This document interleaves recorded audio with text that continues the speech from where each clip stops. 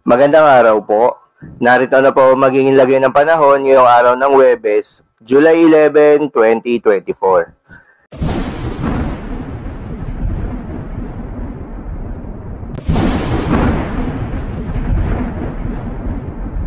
Sa kasalukuyan na tayo sa pag-asa, patuloy pa rin ang pag-iral nitong Intertropical Convergence Zone o ITCZ o yung salubungan ng hangin na nanggagaling sa Northern at Southern Hemisphere at nakakaapekto pa rin sa may Southern Luzon, Visayas at Mindanao.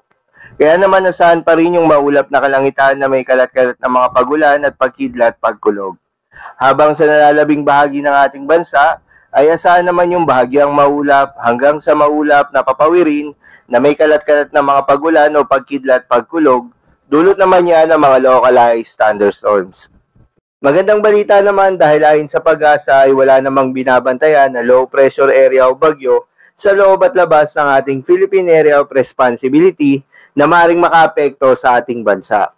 Ngunit may mga cloud cluster na nga na namamataan sa may kanlurang bahagi at silangang bahagi ng ating bansa at nakapaloob ang mga ito sa Intertropical Convergence Zone o ITCZ. At ayon sa pag-asa ay mababa pa naman yung tsansa ng mga ito na maging isang ganap na bagyo in the next 24 to 48 hours. Ngunit hindi inaalis ang posibilidad ng mga ito na maging isang bagyo sa mga susunod pa na araw. Ayon din kasi sa forecast model na ating ginagamit, ay consistent ang ipinapakita nito na posibleng may mabuong sama ng panahon sa may South China Sea at hindi naman nakikita na lalapit ito sa ating bansa, ngunit bahagya nitong palalakasin ng habagat. Samantala, yung isa naman na sama ng panahon ay posibleng mabuo sa may silangan ng Mindanao at posibleng lumapit sa may Eastern Visayas at Bicol region at hindi rin inaalis ang posibilidad na maglandfall ito. Paalala lamang po na ang mga nasabing forecast ay posible pa pong magbago, kaya naman nating babantayan ang development ng mga ito kung matutuloy o hindi. Patuloy lamang magantabay sa mga update na ating ilalabas at ng pag-asa. Dahil nga sa epekto nitong ITCZ, asahan ngayong araw ng Huwebes dito sa Palawan, Occidental Mindoro, Western Visayas, Zamboanga Peninsula, Barm, Soc-Sargen, Misamis Occidental, Lanao del Norte at Davao Occidental ang maulap na kalangitan na may kalat-kalat na mga pagulan at pagkidlat pagkulog.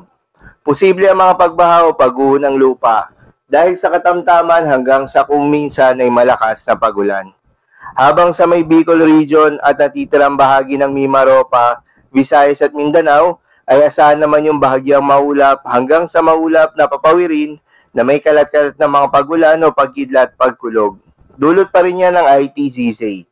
Posible rin ang mga pagbaha o pagguho ng lupa during severe thunderstorms. Habang sa Metro Manila at nalalabing bahagi ng Luzon, ay asahan rin yung bahagyang maulap hanggang sa maulap na papawirin na may kalat-kalat na mga pagulan o pagkidlat pagkulog.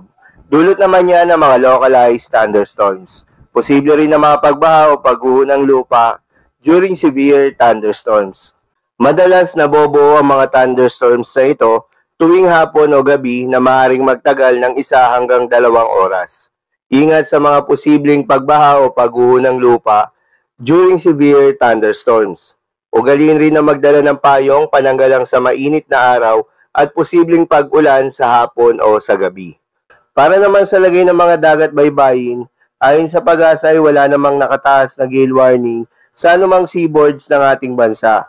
Kaya naman malayang makakapamalaot yung mga kababayan nating mangingisda at yung may mga maliliit na sasakyang pandagat. Asahan ang banayad hanggang sa katamtaman ng mga pag-alon.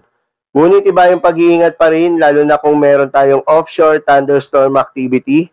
Asahan pa rin yung mga tsansa ng malalakas na hangin at kaakibat nito ang bahagyang pagtaas ng mga alon. So, lamang po para sa lagay ng panahon ngayong araw ng Huwebes. Keep safe everyone.